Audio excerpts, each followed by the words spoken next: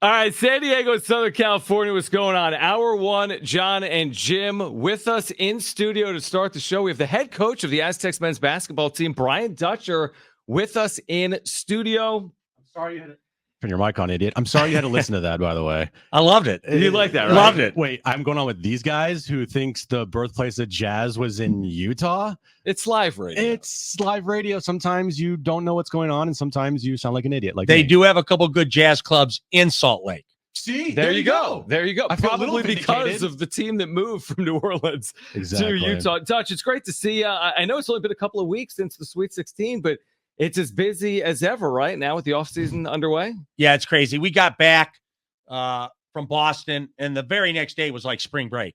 So the kids all took off for a week, and we kind of decompressed a day or two, and then we did our exit interviews. So I had exit interviews this week talking about their future with the program.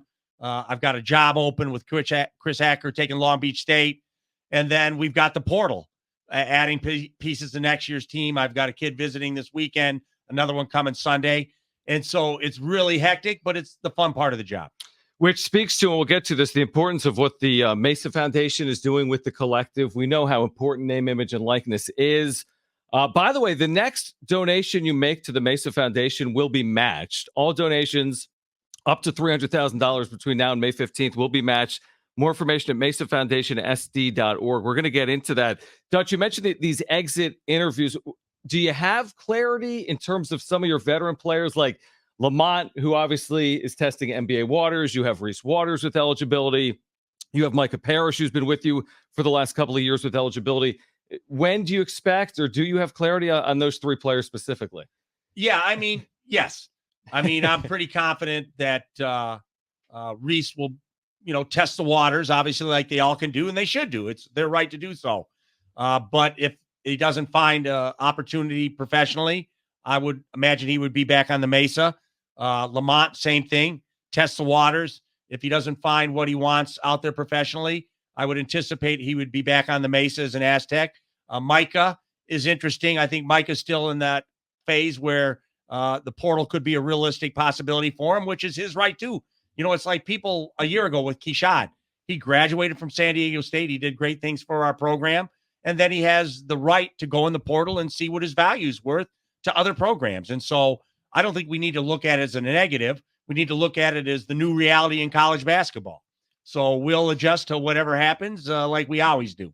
This time last year, you're about a week into your offseason. You have a little more time this, offseason, obviously, making the Sweet 16 this year, losing to Uconn. But so far, how has the offseason felt like? Has it felt like busier than last year, or because last year was so long and you had, oh my gosh, whirlwind, we're in the national championship game, and then the season ends and you're right into work again? How have the two off seasons compared past year? I think the main thing is because we went a week longer, we were a week late to the portal, even though we were doing stuff. I was talking to Reese last year during our Final Four run. But obviously, when the season ends, all your thoughts are to next year. We can't dwell on last year. We're moving to this year. And so we've been, as soon as I got off the road, I'm doing Zoom calls, I'm doing phone calls, and we're jumping in on players we think could help us next year on the Mesa. And last year, like I said, we're 7 in Uconn over the last 2 years. Right, so you can say 7-2, but basically it's 7 in Uconn. 7 in Uconn, and I think that's the second best record in the tournament next to Uconn, who went 12-0. So we've been good, but we always we want to be better. We want to be back on the biggest stage, which is the Final Four, and playing for a national championship, and that's where our efforts are. Dutch, you have the benefit of perspective specific to UConn. They've won consecutive national championships, but you've seen other teams do this. We've seen Duke. We've seen Michigan when you were there with the national championship and national championship runs. We saw Florida win consecutive national championships. Where do you put this UConn run of dominance in the perspective of like modern college basketball history? Well, I mean, you always talk about, national championships. You talk about Kansas and Duke, North Carolina, Michigan State, Florida.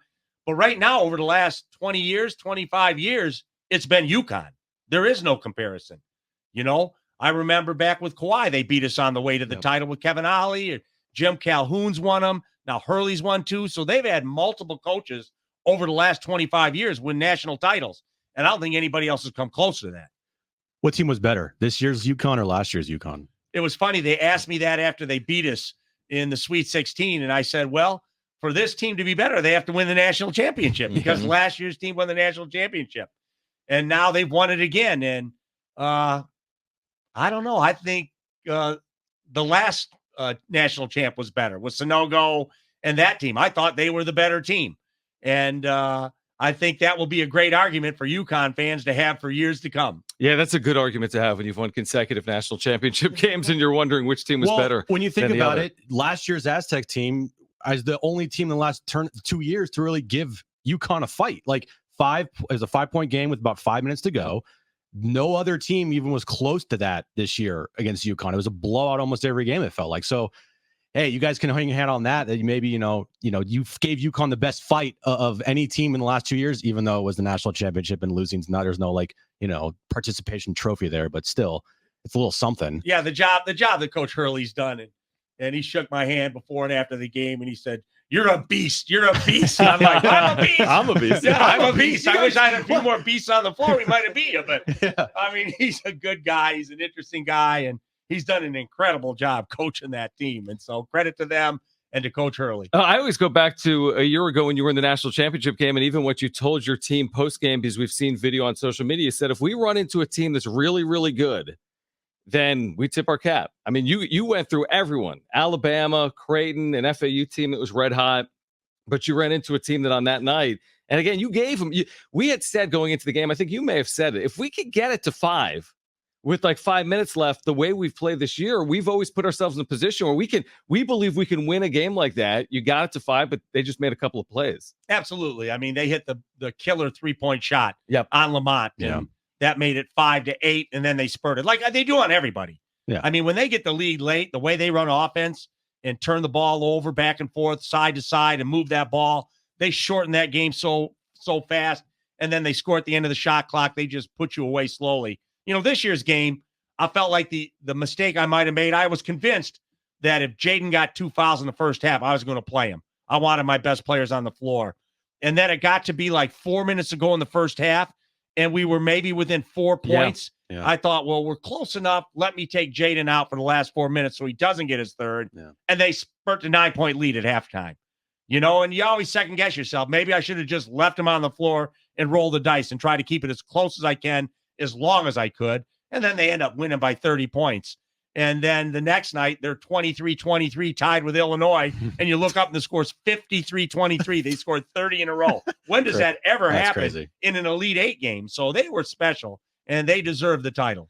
Dutch, there's a lot to get into. We're going to have Brian Dutcher, head coach of the Aztecs, with us for the next 10 or 15 minutes. I do want to mention Mesa Foundation and the work they're doing and the critical importance it's playing for men's and women's basketball at San Diego State. Again, all donations up to $300,000 between now and May 15th are going to be matched. You can go to mesafountationsd.org. For our listeners, I mean, you're living this day in and day out. How crucial are these collectives right now in the transfer portal and for college basketball? If San Diego State basketball is important to you, then you have to support us through the Mesa Foundation. And we do everything we can every day, working our butts off to put a good product on the floor. And now part of college basketball is the NIL, the collectives. Mm-hmm. And so when you throw out there, they're going to match up to $300,000. Everyone thinks, well, I got to be a big money person to help. That's not the case at all. Get in at $20 a month. Every dollar you spend is helping Aztec basketball. And so I don't think we're just San Diego State important. We're San Diego important. We're important to the city. And we play for the city. We don't just play for San Diego State. We play for the city of San Diego. And I think the product we put out there is worth some kind of support. And it's the day and age we're dealing with. Will it change over the years? Will NIL change? Absolutely. Everything changes with sports. And we're going to count, fortunately or unfortunately, on government to help us with this problem or this solution or this good thing. And it is what it is. And if you want to help us now, keep us relevant, then you have to help us with Mesa Foundation. And with the NIL and with the transfer portal and how much it affects everything now in college basketball, for you, how have you changed as far as, going through the transfer portal over the years and recruiting kids now with the inclusion of the NIL?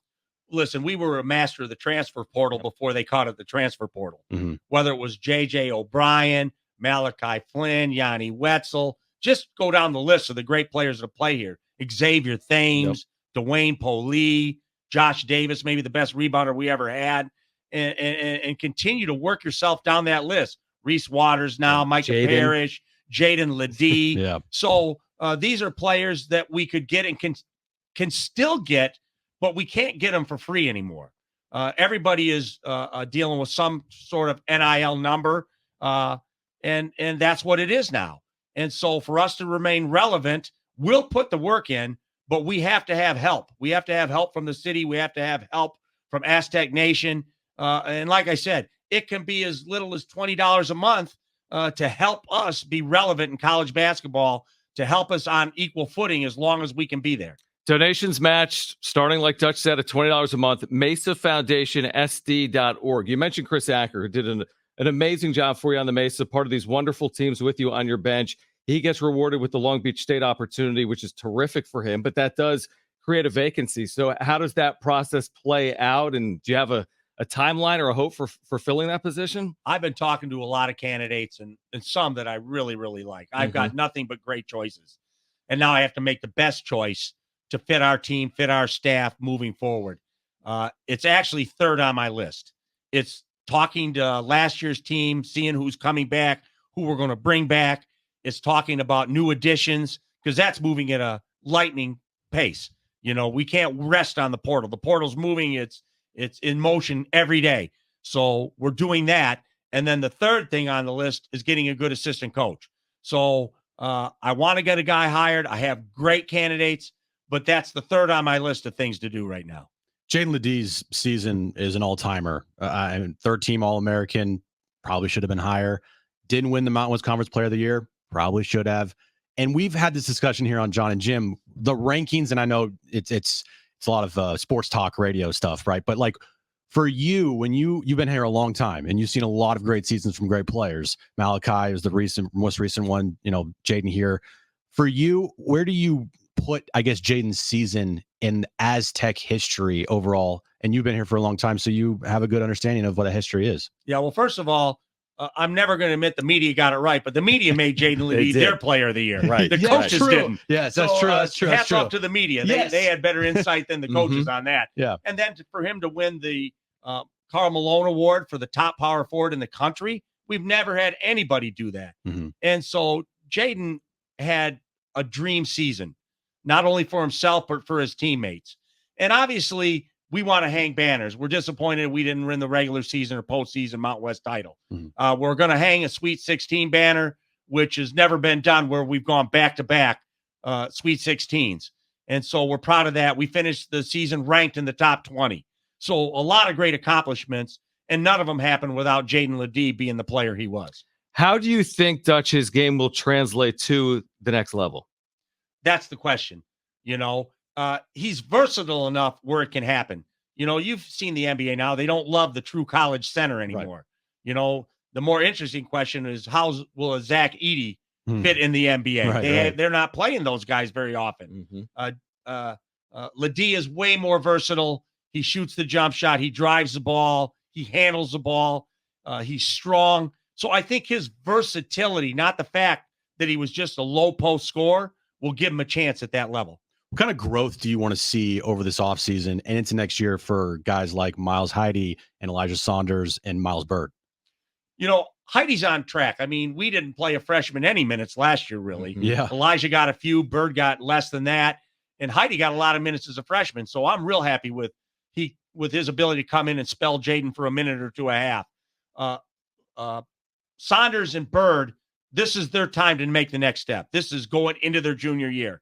And back in the old days of coaching, we'd recruit guys at Michigan and go, well, by the time he's a junior, he's going to be really good. We didn't even think about freshmen and sophomores being stars. Right. So these guys are right on the path they need to be on. They were both had magical moments this year where we don't win games without them. And now they're stepping from their sophomore to their junior year. This is the big step year for them. Brian Dutcher with us here, Jon Jim, San Diego Sports 760. Again, if you're interested in supporting the future of San Diego State men's basketball, Mesa Foundation SD.org, your donation will be matched between now and May 15th. A name that you hear a lot about with San Diego State fans, but we haven't yet seen on floor, Magoon. who redshirted this past year, 7 feet tall, injured coming into his true freshman season. What can you tell our listeners that are excited about Magoon? They haven't seen him obviously in a game. They're not a part of practices. What's the future hold for Magoon at San Diego State? Well, in coaching, the guys that sit out are always your favorite players. You always think this guy's going to be fantastic. Yeah. So they're not in the games. They're not under that pressure. But I think Magoon's going to be a really, really good player. I mean, he's versatile at 7 feet tall. He shoots jump shots. He can play off the dribble. Inside, he's capable of jump hook, dunking the ball. He blocks shots. So his greatest deficit's going to be he's a freshman. Mm-hmm. As far as talent and potential, it's all there. Now it's how quickly can he acclimate to the game, the physicality, every possession's important type situations. But he's going to be a special player. Usually when we see the non-conference schedule for you guys, it's kind of like indicative of how good you think your team could be, because you sometimes have really tough, like this past year was a really tough non-conference schedule. You thought this team was going to be really good. They made the Sweet 16. For you this upcoming season, what's like your priorities for the non-conference schedule? And especially now with 20 conference games coming up here in the future. Yeah, I mean, we're going to play anybody on the West Coast that wants to play. Mm-hmm. I hate traveling time zones. I don't want to have to go to an East Coast to get a good game. Yeah. So anybody in the former Pac-12, now it's Big Ten, ACC, they're all off the different leagues. Right. And so last year we played Cal, we played Washington, we played Stanford. And, they had okay years. They didn't have great years. But then St. Mary's, Gonzaga, we played them. They had really good years. Mm-hmm. We went to BYU, we went to Grand Canyon, hostile environments. And so we're willing to play anybody, anytime, anywhere on the West Coast. There's an NIL event in Vegas that we're trying to be a part of. We want in it. They're going to have us in it, but they're still working through the details of it. And so at times you hear the field could include Alabama, Oregon, Michigan, maybe Rutgers. You hear the field who could be in it, but they're still going through detail work. And a lot of it, I think, has to do with broadcast rights. If it's not a exempt event, exempt events control their broadcast rights. But if it's just a tournament type situation, then the conferences fight for those broadcast rights. So I think there's detail work still going through it. But we want to be a part of it. We want to play a Maui type field in Vegas where our fans can get there, drive or fly over and watch us play elite competition. That's what our goal is in trying to get into that event. Dutch, we know you can't talk specifics with like student athletes in the transfer portal, but in terms of what you see as needs, just based on who has lost eligibility, someone like Darian Trammell, Jaedon LeDee, we know Cade Alger has put himself in the transfer portal as well. Based on what you're losing, what does that create in terms of needs for you in the portal? We're trying to, obviously we feel we lost some guard play. We need guard play. We need some size to step in. So a little bit of everything, and then sometimes it's just best available player. Right. That's better than you normally can get at certain positions. So we're talking to every position in the portal. We're trying to figure out what's the best match for what we got coming back. I don't want a bad locker room. I want guys that are about the right things. I don't want to just take talent that's not about the right things. And I think we do that at an elite level. We take guys that want to win, that want to be part of our culture, that want to get better every day. And so sometimes the names don't match what people think we should be after, but the character does. And that's what we're into the portal for. Good players with good character. You mentioned your freshman this past year, BJ Davis, Miles Heide, and then you look at your incoming class. Can you tell us a bit about them? Pharaoh Compton, Taj DeGorville. I think I'm saying the last name right. David Majak as well as part of your class. What can you tell us about the incoming class you have? Taj is big and strong enough to play as a freshman. He's physically gifted. He's a very good passer, very good playmaker. Pharaoh has what you want in a big. He's got like a 7'3" wingspan. So he might be 6'8", might be 6'9", but the 7'3" wingspan is what you're looking for. So an elite finisher around the rim. And I'm not talking just dunking the ball. He dunks an elite level, but they're not going to give you all those dunks in college. It's can you finish around with an extended arm, with a little jump hook. He's got all that. And like all Aztecs, develop in the perimeter game, but athletically as good as we've ever had. And then David is a guy that's thin, but 7 foot tall, going to develop in our program. May need to gain strength. And like I hate to pigeonhole these guys what they're going to be. They got a whole summer to continue to work on their games. Yeah. And sometimes they hit stride and they're ready to go as freshmen. Sometimes they need a little extra time, but that's on them. The work they put in over the summer, not only strength-wise, but competition-wise, it'll have them ready to play as freshmen. This has been amazing for Aztec basketball fans. The offseason is just underway, but we've basically learned everything we need to know about San Diego State heading into 24-25. One more time, Dutch, before you go.